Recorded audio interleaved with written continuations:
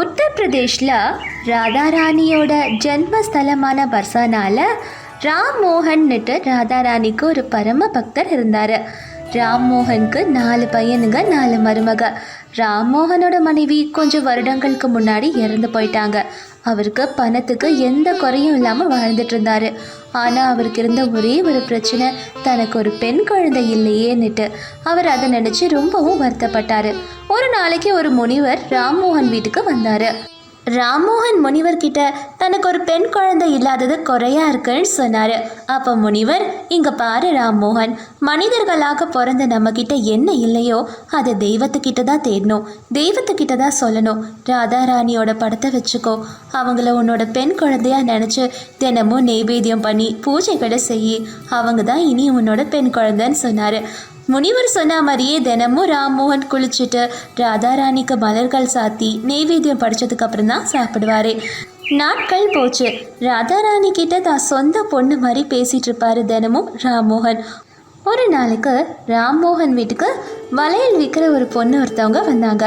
ராம்மோகனோட 4 மருமகளும் அவங்க கிட்ட வளையல் வாங்கினாங்க. அதுக்கப்புறம் அவங்க அங்கேருந்து கிளம்பும் போது ஒரு சின்ன பொண்ணு அவங்களை கூப்பிட்டு, அம்மா எனக்கு கூட வளையல் தாங்கம்மா. அட, பார்க்குறதுக்கு எவ்வளோ அழகாக இருக்க. உன் பேர் என்னம்மா? என் பேர் ராதா. ராம்மோகன் ஐயா வீட்டுக்கு சொந்தக்காரங்க வந்திருப்பாங்க போல, அவங்க குழந்தையா தான் இந்த பொண்ணு இருக்கும். இந்த குழந்தைக்கும் நான் வளையல் கொடுத்துட்றேன்.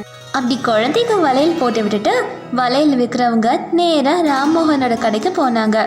ஐயா, உங்கள் வீட்டில் இருக்க எல்லாருக்கும் நான் வளையல் கொடுத்துருக்கேன் ஐயா, எனக்கு என் காசு கொடுங்க. இருமா, நான் இப்பவே உனக்கு காசு கொடுத்துடுறேன். ராம்மோகன் அவங்களுக்கு காசு கொடுத்தாரு. ஐயா, எனக்கு இன்னும் காசு வரணும்யா, நான் நிறைய வளையல் கொடுத்தேன். என்னம்மா சொல்ற? 4 பேருக்கு தானே வளையல் கொடுத்த? இல்லையா, நான் வழக்கமாக 4 பேருக்கு தான் வளையல் கொடுப்பேன். ஆனால் இந்த தடவை 5ஆவது அந்த சின்ன குழந்தை இருந்தது உங்கள் வீட்டில், அந்த குழந்தைக்கும் வளையல் கொடுத்தேன். ஆனா என் வீட்டுல 4 மருமக பொண்ணுங்க தான் இருக்காங்க, 5ஆவது யாருமா?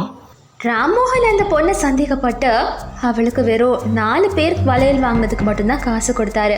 5ஆவதாக வாங்கினவங்களுக்கு காசு கொடுக்கல. அந்த பொண்ணு அங்கேருந்து ரொம்ப வருத்தத்தோடு போனான். ராம்மோகன் அதுக்கப்புறம் வீட்டுக்கு போனார். வீட்டுக்கு போனதும் ராம்மோகன் அவரோட மருமக கிட்ட 4 பேர் மட்டும்தானம்மா வளையல் வாங்கினீங்கன்னு கேட்டார். அப்போ அவரோட மருமக, ஆமாம் மாமா, நாங்கள் 4 பேர் மட்டும்தான் வளையல் வாங்கினோம். ஆஹா, இந்த வளையல் விற்கிறவ என்னை ஏமாத்த பார்த்துருக்காமா. 5 பேர் வளையல் வாங்கினதா சொல்லி என்கிட்ட காசு கேட்டா. நல்ல வேலை, நான் உஷாராக இருந்தேன். 4 பேர் வாங்கின வளையலுக்கு மட்டும்தான் நான் காசு கொடுத்தேம்மா. என்னையே ஏமாத்த பார்த்துட்டாலேன்னு சொல்லி புலம்பினார். அதுக்கப்புறமா வழக்கம் போல் ராதாராணிக்கு பூஜை செஞ்சுட்டு சாப்பிட்டுட்டு ராத்திரி தூங்கிட்டாரு. அன்னைக்கு ராத்திரி ராம்மோகனோட கனவுல ராதாராணி வந்தாங்க. ஆனால் அவரோட கனவுல ராதாராணி அழுதுகிட்டே இருந்தாங்க. அதை பார்த்த ராம்மோகன், எதுக்குமா ராதா அழற? ஏன் இப்படி அழற? அப்பா, எனக்கு வளையல் வேணும்னு ஆசையாக இருந்தது. நான் இன்னைக்கு அந்த வளையல் விற்கிற பொண்ணுக்கிட்ட வளையல் வாங்கினேன். ஆனால் நீங்கள் வெறும் 4 பேர் வாங்கின வளையலுக்கு தான் காசு கொடுத்தீங்க. நானும் அந்த வீட்டு பொண்ணு தானேப்பா, உங்கள் பொண்ணு தானே, எனக்கு மட்டும் ஏன் வாங்கி தரல? ராதாராணி கனவுல அப்படி சொன்னதும் ராம்மோகன் ரொம்ப அழுதாரு. அடுத்த நாள் காலையில் விடிஞ்சதும் வளையல் விற்கிற பொண்ணு வீட்டுக்கு போனார் ராம்மோகன். அம்மாடி, மன்னிச்சிருமா, என்னோட ராதாராணி குழந்தைக்கு நீ வளையல் கொடுத்துருக்க. நீ எவ்வளோ காசு கேட்டாலும் நான் கொடுக்குறேம்மா. உன்னை சந்தேகப்பட்டதுக்கு என்னை மன்னிச்சிருமா அப்படின்னு ராம்மோகன் சொல்லி அந்த பொண்ணுக்கு காசு கொடுத்தாரு. அந்த பெண் அதை கேட்டதுக்கு அப்புறமா ஆனந்த கண்ணீரே விட்டாங்க. ஏன் கையாலே ராதாராணிக்கு வளையல் போட்டு விட்டுருக்கேன்றதை நினச்சி ஆனந்த கண்ணீர் விட்டு சந்தோஷப்பட்டாங்க அந்த பெண். சோன்பூர்ன்ற ஊரில் மாதவ்னு ஒரு பால் வியாபாரி இருந்தாரு. மாதவோட மனைவி பேரு நிர்மலா, மாதவோட பொண்ணு பேரு நயனா. மாதவ் கிட்ட நிறைய பசு மாடுகள் இருந்தது. அதை கவனிச்சு அதோட பாலை வியாபாரம் பண்ணி மாதவ் குடும்பத்தை நடத்திட்டு இருந்தாரு. நிர்மலா சரியான கஞ்சு. ஒரு தடவை நிர்மலா வெண்ணெய் எல்லாத்தையும் எடுத்து பானையில வச்சுட்டு இப்படி சொன்னாங்க, நயனா, நான் இந்த 2 பானையிலயும் நிறைய வெண்ணெய் எடுத்து வச்சிருக்கேன். அப்பா எங்கெல்லாம் பால் வியாபாரம் பண்றாரோ அவங்க வீட்டுக்கு எல்லாம் போய் இதை வித்துடு, காசு வாங்க மறந்துடாத அப்படின்னு நிர்மலா சொன்னாங்க. நயனா அந்த பானைய தலை மேல வச்சுக்கிட்டு ஊருக்குள்ள போய் வெண்ணெய வித்துக்கிட்டு இருந்தா. வெண்ணமா வெண்ணெய், நல்ல ஃப்ரெஷ்ஷான வெண்ணெய், நல்லா இருக்கும், வாங்குங்க அப்படின்னு கத்தி கத்தி வித்துட்டு இருந்தா. அப்ப ஒருத்தவங்க நைனா கிட்ட 1 கிலோ வெண்ணெய் எவ்வளோன்னு கேட்டாங்க. அதுக்கு நைனா 1 கிலோ வெண்ணெய் 90 ரூபான்னு சொன்னா. அது நல்லா இருக்குமான்னு கேட்டாங்க. நைனா ரொம்ப நல்லா இருக்கும்னு சொன்னா. அவங்களும் 1 கிலோ வெண்ணெய் வாங்கினாங்க. ஊர்ல இருக்க எல்லாருக்கும் அந்த வெண்ணெயோட ருசி ரொம்பவும் பிடிச்சிருந்தது.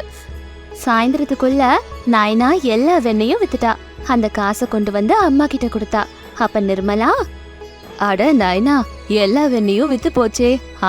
நாளையில இருந்து நான் நிறைய வெண்ணெய் பண்ணி கொடுக்கறேன்.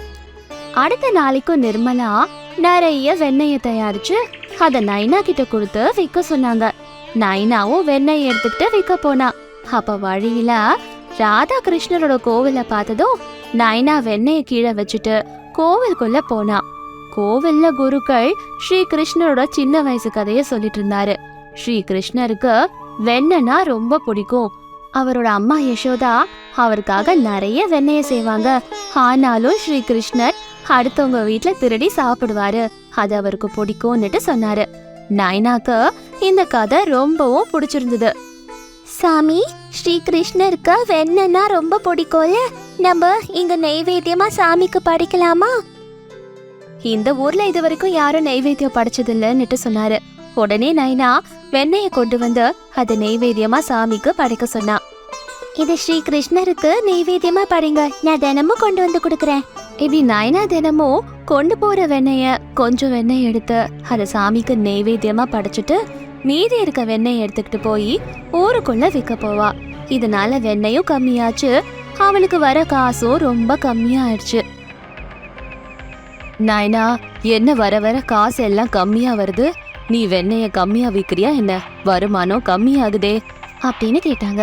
நைனாக்கு அவங்க அம்மா பத்தி நல்லா தெரியும். அவ மனசுக்குள்ள, ஐயோ, அம்மாக்கு நம்ம நெய்வேத்தியமா படைக்கிறோம் தெரிஞ்சா அப்புறம் கோவிலுக்கே போக விட மாட்டாங்க. நான் இப்ப என்ன பண்றது?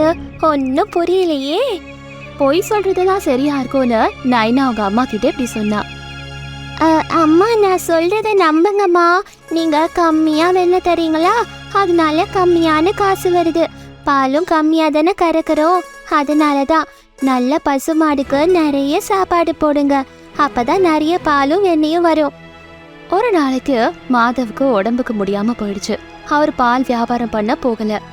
என்னங்க, நீங்க உடம்புக்கு முடியாம இருக்கீங்க, நானே எல்லா பாலையும் வியாபாரம் பண்ணிட்டு வரேன். நிர்மலா பால் எல்லாத்தையும் கேன்ல ஊத்திட்டு நைனா கிட்ட இப்படி சொன்னாங்க.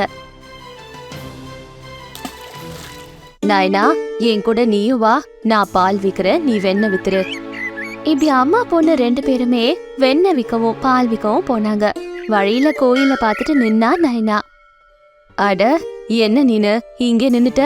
அப்பாக்கு உடம்புக்கு முடியல, சீக்கிரமா 2 பேரும் பாலையும் வெண்ணையும் வித்துட்டு வீட்டுக்கு போனோம் அப்படின்னு சொன்னாங்க. நைனா அவங்க அம்மாக்கு பயந்துகிட்டு வெண்ணெய நெய்வேத்தியமா படைக்காம அவங்க அம்மா கூட விற்க போனா. 2 பேரும் பாலையும் வெண்ணையும் வியாபாரம் பண்ணிட்டு வீட்டுக்கு வந்தாங்க. இப்படியே கொஞ்ச நாட்களுக்கு செஞ்சுட்டு இருந்தாங்க. மாதவுக்கும் உடம்பு குணமாயிடுச்சு, வருமானமும் வர ஆரம்பிச்சுது. ஒரு நாளைக்கு ஒரு அழகான பெண் அவங்க வீட்டுக்கு வந்தாங்க. அவங்கள பார்த்துட்டு நிர்மலா, யாருமா நீனு இங்க வந்திருக்க? என் பேரு ராதா, வெளியே என்னோட ஃப்ரெண்ட் கோபால் இருக்காரு. உங்க பொண்ணு நைனா தினமும் எங்களுக்கு வெண்ணெய் கொடுக்க வருவா. கொஞ்ச நாளா அவ வரதே இல்லையே, ஏன் வரல அப்படின்னு அந்த பெண் சொன்னாங்க.